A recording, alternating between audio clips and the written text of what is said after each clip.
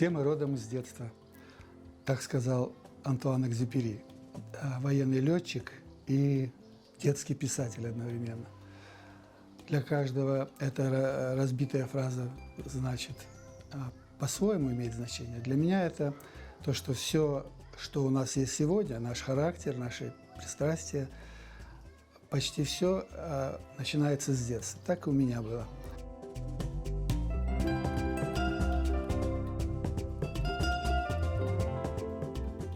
В детстве моя мама привлекала меня, приобщала меня, покупала краски, альбомы, карандаши, стимулировала мою любовь к изобразительному искусству.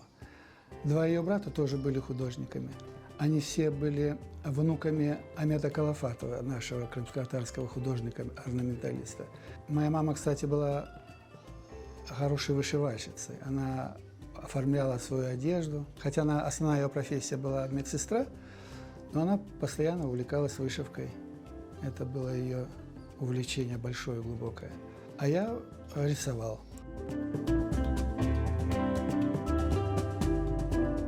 Человек должен быть художником в душе и любить это.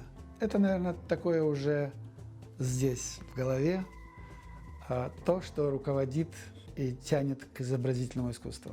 Наверное, так, наследственно, я думаю. Потому что вот, если, допустим, говорить обо мне, я же, в принципе, нигде этому не учился. Даже ни у кого не учился. То есть у меня не было учителей. Были примеры для подражания. Это мои дяди. Были люди, среди которых я вращался и впитывал это.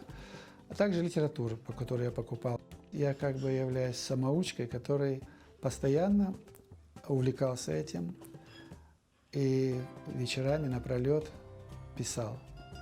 Я приехал сюда, в Крым, это были тяжелые 90-е годы. Найти работу было сложно. И я так и приспосабливался. То работал инженером, то художником. А на одной из керамических фабрик я работал художником-живописцем. Расписывал керамику. Тогда меня очень сильно увлекала керамика. Это необычный, интересный мир керамики.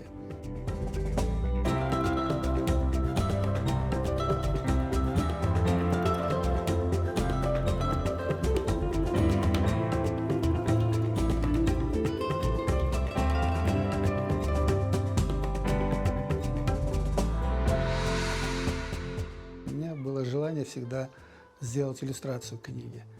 Дело в том, что первыми моими книжками были «Серая шейка» и «Гадкий утенок». И названия такие у них серые, неприятные. И иллюстрации были неважные, черно-белые, совсем не детские. И это меня все время возмущало. Мне хотелось сделать их красочными. Что касается жанра иллюстрации, то здесь, конечно, нужно знать хорошо, во-первых, материал, который ты иллюстрируешь. То есть надо ознакомиться с книгой и, может быть, даже не один раз прочитать ее, для того, чтобы почувствовать ее дух, для того, чтобы почувствовать вообще, что это и о чем, и как лучше это сделать. Для детей это одни иллюстрации, они должны быть сочные, красочные, живые, желательно мобильные, чтобы это было не какое-то статическое изображение, а чтобы была динамика, то есть движение.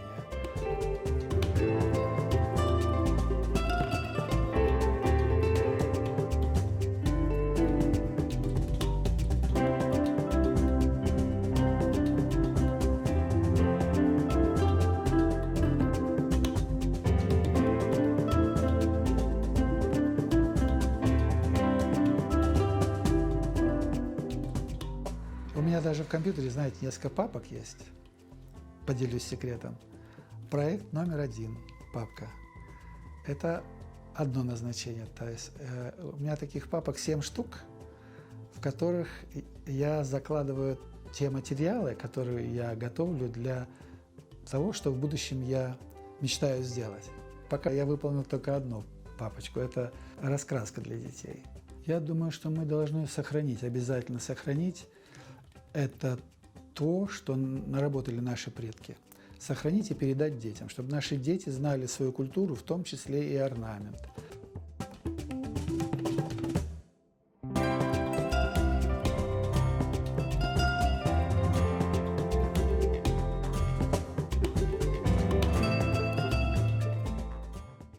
Я пишу детские сказки. У меня есть уже несколько готовых.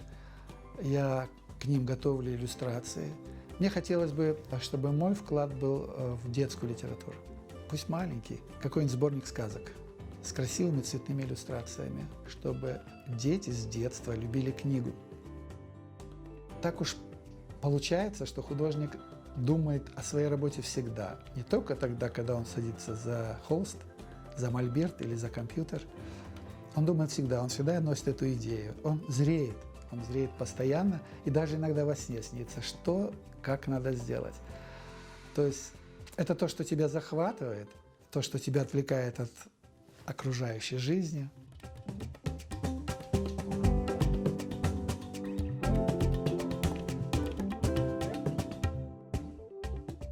Никогда я не стремился заработать больших денег. Это, наверное, романтизм в душе, такой вот романтизм, который удовлетворяет тем, что я умею делать. То есть я умею нарисовать, интересно нарисовать, я умею создать конструкцию какую-то, металлическую конструкцию или строительный проект сделать.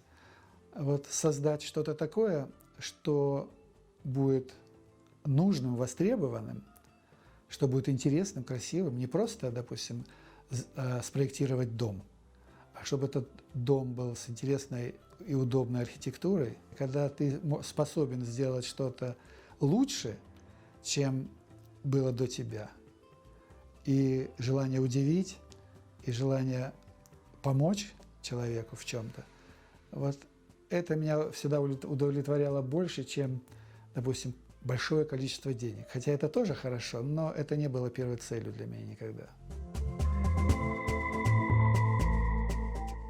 Конечно, для меня семья – это первое. Это то, что я люблю, то, что меня поддерживает, и то, что я обязан поддерживать сам со своей стороны.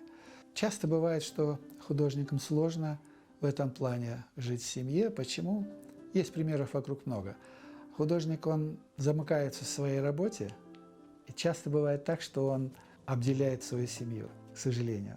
Семья хочет внимания. Тогда я оставляю свое увлечение, приходится выбирать. Вдохновение я получаю, конечно, от книг, от этих книг, от наших легенд, от наших народных сказок, от нашей природы неповторимой.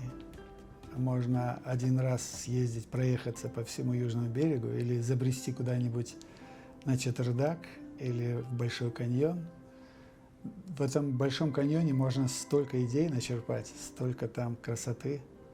Конечно, когда это все видишь, душа размягчается, раскрывается, и хочется сделать что-то красивое, похожее.